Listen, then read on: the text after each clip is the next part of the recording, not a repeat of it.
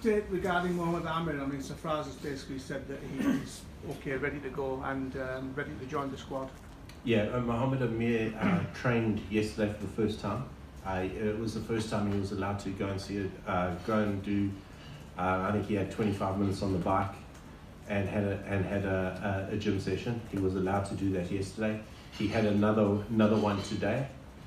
So if selected, he'd be ready to go. But based on the bowling performances there, it seems pretty certain that he will be selected.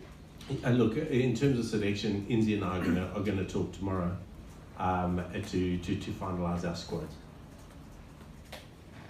Maybe the series is already over, so we have to forget what happened here. But now your next task is World Cup. Are you looking any other change rather than Amir, or as a rumors are Wahab Riaz or any other bowler?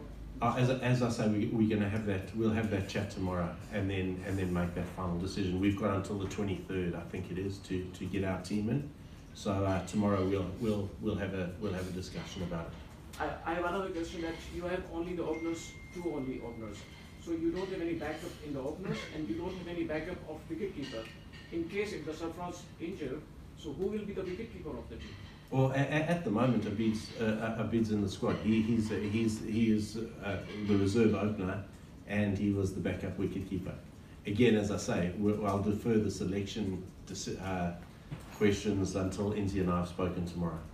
Mickey, sorry. When you were here last year, your team's fielding looked like it was really on the up. In this series, it looked it's gone backwards a touch. Yeah, it's been very disappointing. I think that's been the massive difference between the two sides, because I think if you've had a look at I thought at Southampton and at Nottingham going into the last 5 overs of the game, we were it was anybody's game. We competed really well. The one difference has been our fielding, and that's a real worry for me, because we're putting a hell of a lot of effort into it, and there's not a massive amount of reward there for us at the moment.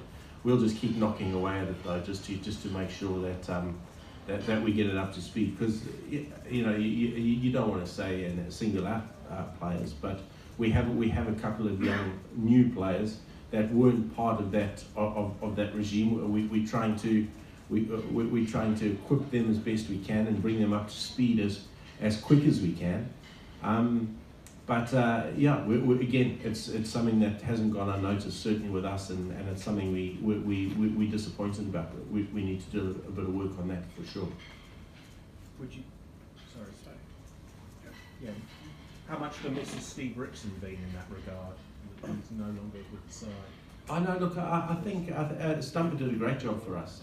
Grant Bradburn, who we've got is doing a wonderful job. So I think we always say fielding is about attitude and wanting to get out there and get it done. Our boys' attitude has been outstanding through the series, and for the years before. They know where they short.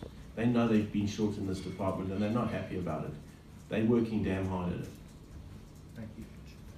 I guess we've been here before. I'm just thinking back to that first game in the Champions Trophy when you were beaten by India at Edgbaston, and things looked a little bit bleak, and then we all know what happened. Is that some sort of comfort sitting there now? Look, George, no. We were beaten hands down at Edgbaston that day. And as I say, I didn't know really where to turn because there wasn't a hell of a lot of positives out of that day. We sit here having taken a huge amount of positives out of the series. I thought our batting has gone to another level. I thought we've batted extremely well. Obviously, our bowling has been average at best, and our fielding has been average at best. But I think we've batted. So they've batted fairly well. So there's a lot of positives for me that we take going forward. People coming to England said we were a 280 team. Well, we've dispelled that. That's given our batting unit a massive amount of confidence in the dressing room. So I'm taking a fair amount of positive, certainly in that department, out of this series. The other thing that is we've played against a team that's number one in the world in their own conditions. So I don't think there's too many other teams around in or in fact I know there's not too many teams that arrive in England as prepared as we are in terms of the competition we've played against, and match fitness, which is something really important. We've got a couple of days now to regroup, 2 warm-up games, and then we'll go. And I'm very, very confident with the